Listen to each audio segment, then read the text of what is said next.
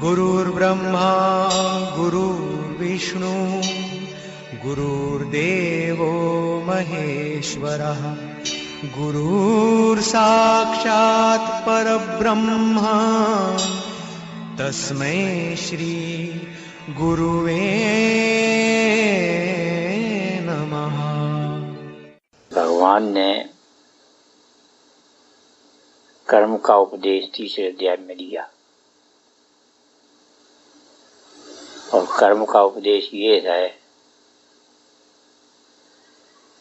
कि जब से ये जीव पैदा हुआ है तब से इसने कर्म करना शुरू किया है और जब तक ये जिएगा तब तक कर्म करता रहेगा और जब ये मरेगा तो कर्म करता हुआ ही मरेगा। तो कर्म से जन्म हुआ, कर्म से जीवन हुआ और कर्म से ही मरण हुआ। ये कर्म तीनों बार रहे, जन्मते समय, जीते समय और मरते समय। तो जीवन भर हमको कर्म करना है, बिना कर्म के कभी रहना ही नहीं है। तो वो कर्म हमें कौन सा कर्म करना चाहिए, इसी अध्याय में भगवान ने बताया कि हमको वो कर्म करना चाहिए कि जिस कर्म के फल के साथ हम फंसे नहीं। क्योंकि जब हम कर्म के फल के साथ फंस जाते हैं तो कर्म के साथ लगा हुआ रहता है सुख और दुख, और वो हमको भोगना ही पड़ता है। सुख भी रहेगा, दुख भी रहेगा। जब दुख रहेगा तब हम रोएंगे, जब सुख रहेगा तब हम प्रसन्न होंगे। प्रसन्न नहीं जाते हैं, हम ऐसा कर्म करें कि हमेशा प्रसन्न रहे, कभी रोए नहीं। वो कर्म कौन सा है? वो कर्म भगवान के अर्पण हम कर्म कर दें, फिर हमको दुख नहीं होगा। भगवद अर्थ कर्म जो है हमको हमेशा करना चाहिए। तो भगवद अर्थ कर्म को यज्ञार्थ कर्म भी कहा है। यज्ञार्थ कर्म हमेशा हमको करना चाहिए, क्योंकि भगवान ने कहा है यज्ञार्थ कर्म को छोड़ करके संसार में और कोई कर्म ऐसा नहीं है कि जो हमको सुख न दे। एक यज्ञार्थ कर्म ही है जिससे हमको सुख मिल सकता है, तो वो हमेशा करना चाहिए। उसके लिए भी ये कहा, तीन बातें कही कि उसको करना ही चाहिए। तीन बार भगवान ने उस पर जोर दिया, यज्ञार्थ कर्म करना ही चाहिए, उसका त्याग नहीं करना चाहिए। तो ऐसा यज्ञार्थ कर्म जो है जो भगवान के अर्पण हो जाए, भगवान के अर्पण होता है तब हम उसमें फंसते नहीं हैं, और हम फंसते नहीं हैं तो हमको फिर दुख कभी होता नहीं है। हम हमेशा सुखी। और वो तुमने देखा है, बच्चा पैदा होता है वो माँ के इशारे पर चलता है। माँ ने कहा ये तेरे पिता है, वो तो मान लिया पिता है। इनका नाम रामदत्त है, मान लिया रामदत्त। अब वो जिंदगी भर उसके पिता रामदत्त रहेंगे। अब उसे कोई पिता ही कहे कि नहीं तुम दूसरा नाम रख लो तो नहीं मानेगा। एक ही नाम है, माँ ने शादी कर दी, स्त्री को कह रही है तेरा पति है, जीवन भर वो उसका पति रहेगा, वही नाम रहेगा, वही शक्ल रहेगी, वही फोटो रहेगा, कभी बदलेगी नहीं। अब आजकल की औरतें तो बदल लेती है, उसको तो वो कहते हैं, लेकिन उसमें वो राजी नहीं है। बदलती है तो वो शादी नहीं कहलाती है, वो फिर डाइवोर्स होता है। एक से डाइवोर्स किया और दूसरे के साथ फिर रीमैरिज करी, उसमें वो सुखी नहीं रहती, उसमें दुख है। तो यज्ञार्थ कर्म के अंदर सुख है। जो बात माँ ने कही, जो बात गुरु ने कही, जो बात शास्त्र में कही, ये यज्ञार्थ कर्म है। एक बार कर ली, फिर उसको कभी बदला नहीं, और रोज बदलते रहे। पति रोज बदले तो वो पत्नी नहीं है, वो वेश्या है। तो इस जीव को जीवन में सुखी रहना है तो वेश्या नहीं बनना चाहिए, सती बनना चाहिए। वेश्या रोज पति बदलती है, सती पति नहीं बदलती। और ये लोक में कर्म करना,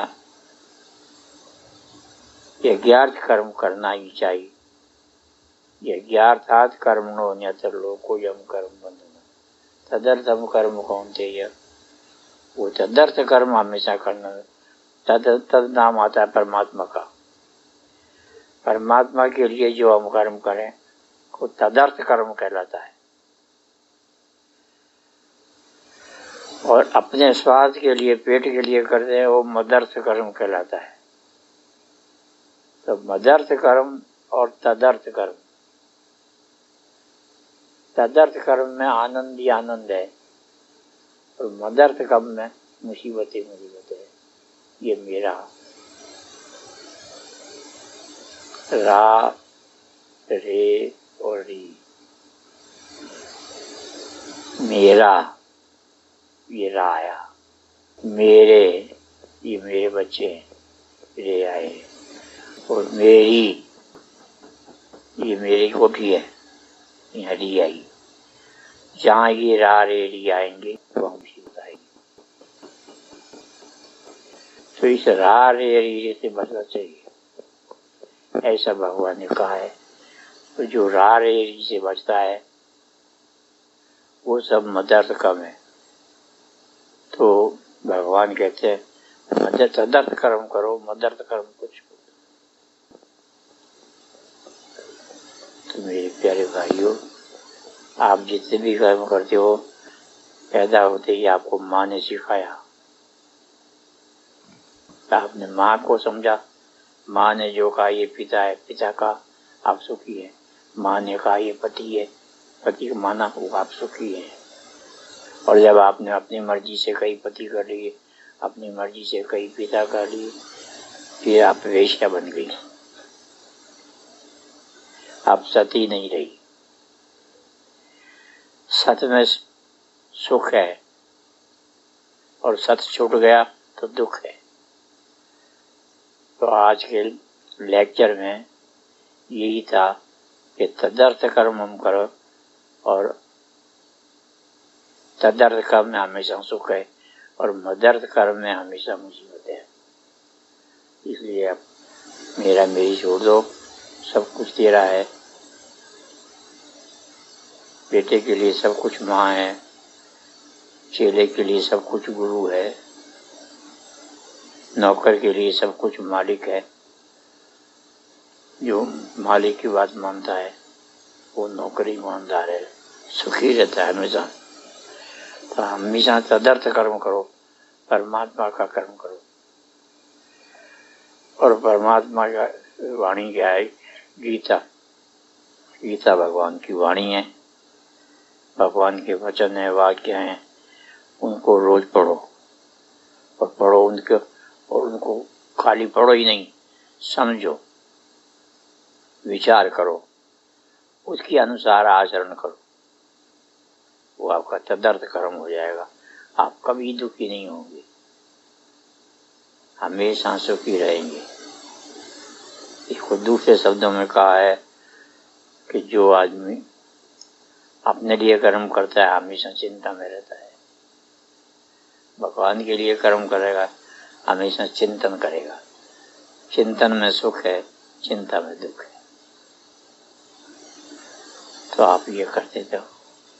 ये थोड़े, क्योंकि आज तो पूरा लेक्चर था, सारा लंबा लेक्चर पहले ही दे दिया एक बेटी ने, और दूसरी ने फिर और लंबा लेक्चर दिया। तो इसलिए लंबे लेक्चर को मैं और ज़्यादा लंबा लेक्चर नहीं करके थोड़े में कह दिया, मदर्थ कर्म और तदर्थ कर्म। मदर्थ कर्म वो है जो मैं मेरे लिए करता हूँ, तदर्थ कर्म वो है जो मैं तेरे लिए करता हूँ, तेरे मन परमात्मा के लिए। मेरे सारे कर्म परमात्मा के लिए है, इसलिए वो तदर्थ कर्म है। और जब सारे कर्म मेरे अपने स्वार्थ के लिए होते हैं वो मदर्थ कर्म होते हैं। मदर्थ कर्म मुसीबत को लाते हैं और तदर्थ कर्म आनंद को लाते हैं। आप सब भगवान की जय बोलो और आरती करके अपने घर पधारो। बोल कृष्णचंद्र भगवान की जय। प्रेम से बोलो, जोर से बोल कृष्णचंद्र भगवान की जय। 3 बार जय बोलनी चाहिए। आपके नतीजे से बोलूंगा और आप जोर से बोलना, देखेंगे आप में कितना जोर है। बोल कृष्णचंद्र भगवान की जय। हरि ओम। गुरुर्ब्रह्मा गुरुर्विष्णु गुरुर्देवो महेश्वरः गुरुरेव परं ब्रह्म तस्मै श्री गुरुवे नमः। अखण्डमण्डलाकारं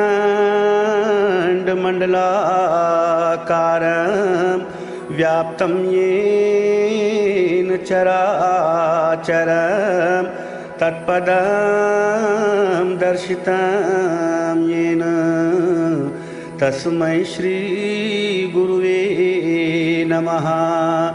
अज्ञानतिमिरान्धस्य ज्ञानाञ्जनशलाकया चक्षुरुन्मीलितं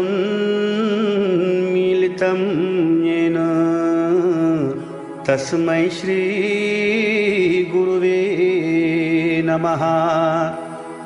स्थावरं जङ्गमं व्याप्तं येन कृत्स्नं चराचरं तत्पदं दर्शितं येन तस्मै श्री गुरुवे नमः।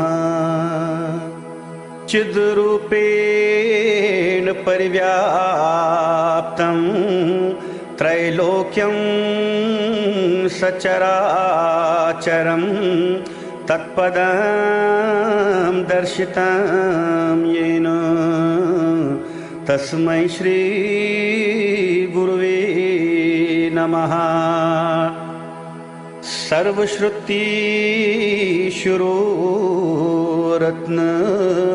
समुद्रभासित मूर्तये वेदान्ताम्बुजसूर्याय तस्मै श्री